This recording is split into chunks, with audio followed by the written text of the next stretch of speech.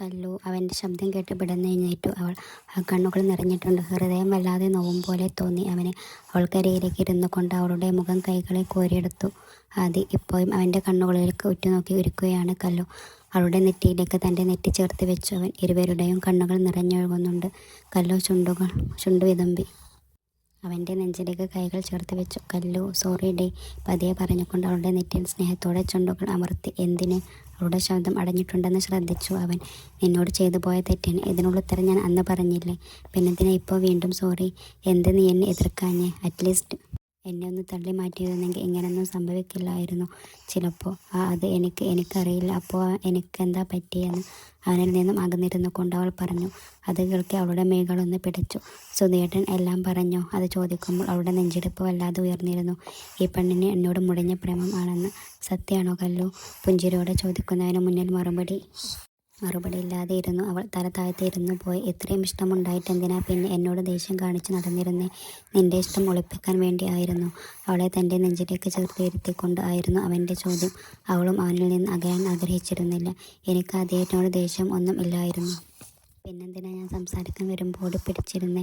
എൻ്റെ ഇഷ്ടം കണ്ടുപിടിച്ചാലോ എന്ന്. അവൻ അവളെ കണ്ണീന്ന് ചിമ്മാതെ നോക്കി. ചുണ്ടിൽ വിരിഞ്ഞ പുഞ്ചിരിയോടെ ചമ്മലോടെ മേഘ താഴ്ത്തി അവൾ. എന്ത് ദുഷ്ടയാടി നീ? നിൻ്റെ ഇഷ്ടം ഒളിപ്പിച്ച് വെച്ചിട്ട് ഞാൻ നിന്നെ നോക്കുന്നത് ഇഷ്ടമല്ലെന്നല്ലേ? അത് ആദ്യമായിട്ട് എൻ്റെ കാണുമ്പോൾ ഒക്കെ എനിക്ക് കയ്യും കാലും ഒക്കെ വിറയിൽ വരുമായിരുന്നു. ശ്വാസം നിലച്ചു പോകും പോലെയാ എനിക്കറിയായിരുന്നു എൻ്റെ ഇഷ്ടമാണെന്ന്. അപ്പോൾ എന്നോട് ദേഷ്യമൊന്നും ഇല്ലായിരുന്നു അല്ലേ? ഇല്ല, എന്നാലും ചെറിയൊരു ദേഷ്യമുണ്ടായിരുന്നു. അത് അന്ന് എന്നെ അച്ഛൻ്റെ അമ്മയുടെ അടുത്തേക്ക് പോകാൻ സമ്മതിക്കാതെ പിടിച്ചു വെച്ചില്ലേ? പിന്നെ അവിടുന്ന് എന്നെ കൂട്ടിക്കൊണ്ടു വന്നില്ലേ? എനിക്കവിടെ നിൽക്കാനായിരുന്നു ഇഷ്ടം.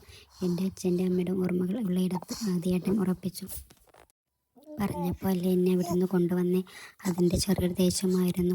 അത് ശരി. അപ്പോൾ എന്നോട് ദേഷ്യം തോന്നാൻ രണ്ട് കാരണമുണ്ട്. അന്ന് തീയിലേക്ക് ചാടി അവരുടെ കൂടെ നീ പോയിരുന്നെങ്കിലോ? നിന്നെ അവിടെ ഒറ്റക്കാക്കി പോയിരുന്നെങ്കിലോ? ഇന്ന് നിനക്ക് ഇവിടെയുള്ളവരുടെ സ്നേഹം അനുഭവിക്കാൻ പറ്റായിരുന്നോ കല്ലു? ഇല്ല, ആദ്യേട്ടനായിരുന്നു ശരി. അത് എനിക്ക് പിന്നീട് മനസ്സിലായിരുന്നു. ആദ്യേട്ട എനിക്ക് ദേഷ്യമൊന്നും ഇല്ലായിരുന്നു. ആദ്യേട്ടൻ കാരണം ഇവിടെ എല്ലാവരുടെയും സ്നേഹം എനിക്ക് അനുഭവിക്കാൻ പറ്റി എന്ന് എനിക്കറിയാം. പിന്നെ ഞാൻ നേരത്തെ പറഞ്ഞതുപോലെ എൻ്റെ സ്നേഹം മറച്ചു വെക്കാൻ വേണ്ടിയിട്ടാണ് ഞാൻ. ആദ്യേട്ടൻ എന്നെ ഇഷ്ടമാവില്ലെന്ന് ഞാൻ ആദ്യം കരുതി. പിന്നെ ഇവിടെ ആർക്കും ഇഷ്ടമുണ്ടാവില്ല എന്ന് കരുതി. പിന്നെ ആദ്യേട്ടൻ എന്നെ അറിയാത്ത പോലെ നോക്കുമ്പോൾ ഒക്കെ എനിക്ക് മനസ്സിലായി ആദ്യേട്ടൻ എന്നെ ഇഷ്ടമാണെന്ന്. അതോടെ കയ്യും കാലും ഒക്കെ വിറക്കും. ഞാൻ അധികം വോയിസ് ആയിട്ടൊന്നും കൂട്ടില്ലായിരുന്നു. സംസാരിക്കാനും പേടിയായിരുന്നു. ആരെങ്കിലും എന്നോട് ഇഷ്ടമാണെന്ന് പറഞ്ഞാൽ ഞാൻ പിന്നെ ക്ലാസ്സിൽ പോവില്ല. നേരെ അച്ഛനോട് പറയും. അച്ഛൻ അപ്പോൾ കളിയാക്കും. എൻ്റെ ഗിരിജയുടെ മോള് തന്നെയാണോ എന്ന് ചോദിച്ചിട്ട്. ആദ്യം കേൾക്കുകയായിരുന്നു അവളെ ചുണ്ടിൽ വിരിഞ്ഞ പുഞ്ചിരിയോടെ. എന്നിട്ട് അച്ഛൻ എൻ്റെ കൂടെ വന്ന് ഇഷ്ടം പറഞ്ഞവനെ ഉപദേശിക്കും. അതൊക്കെ അറിയാവുന്നത് കൊണ്ട് ആൺപിള്ളേർ എന്നോട് സംസാരിക്കാറുമില്ല. ഇവിടെ വന്നിട്ട് ആദ്യമായിട്ട് ഞാൻ സുധീട്ടനോടും അപ്പുവിനോടും ശ്രീയേട്ടനോടും ഒക്കെ എത്രയും ക്ലോസ് ആവുന്നത്. അറിയില്ല, എന്തിനോ ഒരകൽച്ച. പിന്നെ ഞാൻ നോക്കരുതെന്ന് പറഞ്ഞപ്പോൾ എന്നെ ഒട്ടും ശ്രദ്ധിക്കാതെ നടന്നില്ലേ? കോളേജിൽ കൊണ്ടുവിടുമ്പോൾ അമ്മൂനോട് മാത്രം സംസാരിക്കും. എന്നെ അറിയാതെ പോലും നോക്കില്ല. അതോടെ പിണക്കം തോന്നി അങ്ങേനോട്. ഫ്രണ്ട്സിനോടൊക്കെ ചിരിച്ച് സംസാരിക്കുന്നത് കണ്ടപ്പോൾ കുഞ്ഞൊരു കുശുമ്പും. അതാ പിന്നെ തീരെ അടുക്കാതെയായി. അതെനിക്കറിയാം. എന്നാലും ഞാൻ വിചാരിച്ചത് എന്നെ നോക്കുമെന്നൊക്കെയാ.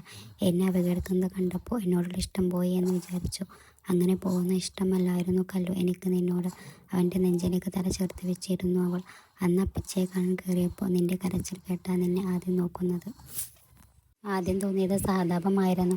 നിന്റെ കരച്ചിൽ കണ്ടപ്പോൾ എൻ്റെയും കണ്ണ് നിറഞ്ഞുപോയി. നിന്നോട് തോന്നുന്നത് എന്താണെന്ന് അറിയില്ലായിരുന്നു. അവിടെ നിന്നെ ഒറ്റക്കാക്കി പോരുന്ന കാര്യം ചിന്തിക്കാൻ തന്നെ പറ്റില്ലായിരുന്നു.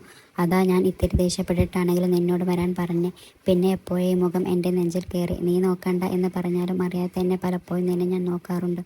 അങ്ങനെ നോക്കാതെ ഇരുന്നക്കണെങ്കിൽ എൻ്റെ കണ്ണു കുത്തി പൊട്ടിക്കേണ്ടി വരുമെന്ന് എനിക്ക് തന്നെ തോന്നിയിട്ടുണ്ട്. ഒരു പുഞ്ചിരിയോടെ അവനെ ചുറ്റിപ്പിടിച്ചിരുന്നു അവൾ. കല്ലു, നിനക്ക് എന്നോട് എപ്പോഴാണ് ഇഷ്ടം തോന്നി? അതിന് കുറേ പഴക്കമുണ്ട് ആദ്യേട്ട. ഇല്ലെന്ന് തലയാട്ടി അവൾ കേട്ടിട്ടുണ്ട്. അമ്മയുടെ വാക്കുകളിലൂടെ. അമ്മയുടെ ആദ്യക്കുട്ടനെക്കുറിച്ച് എല്ലാവരും കേശു എന്ന് വിളിക്കുമ്പോൾ അമ്മ മാത്രമാണ് ആദി എന്ന് വിളിച്ചിരുന്നത് എന്ന് പറയുമായിരുന്നു അമ്മ. അതേയും ഓർത്തു നോക്കി. ശരിയാണ്, ഓർമ്മകൾ എവിടെയോ ഗിരിജപ്പച്ചിയുടെ വിളിയും കേൾക്കുന്നത് പോലെ. ആദ്യക്കുട്ട എന്ന് വിളിച്ച് കൊഞ്ചിക്കുന്ന അപ്പച്ചി. കേശു എന്ന് വിളിക്കടി എന്ന് പറഞ്ഞ് തിരുത്തി കൊടുക്കുന്ന അമ്മയോട് ഞാൻ ആദ്യം എന്നെ വിളിക്കൂ എന്ന് പറയുന്ന അപ്പച്ചി.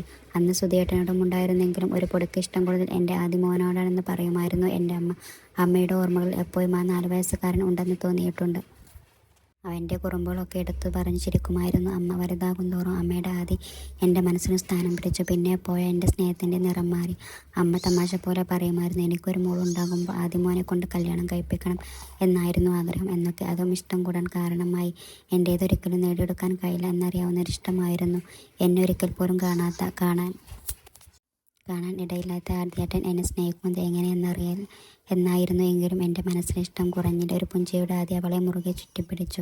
ഒരിക്കൽ ദേവമാമൻ വീട്ടിലെല്ലാവരും കൂടെ ഉള്ള ഫോട്ടോ ഒക്കെ അയച്ചു തന്നു. ആദ്യേട്ടൻ്റെ ഫോട്ടോ അയച്ചു തന്നിട്ട് അമ്മയോട് ദേ നിൻ്റെ ആദിമാമൻ എന്നൊക്കെ പറഞ്ഞു. അമ്മ അന്ന് ഒരുപാട് സന്തോഷിച്ചു. അമ്മയെക്കാളും സന്തോഷം എനിക്കായിരുന്നു എന്ന് ആദ്യമായിട്ട് എൻ്റെ ആദ്യേട്ടനെ കണ്ടതിൽ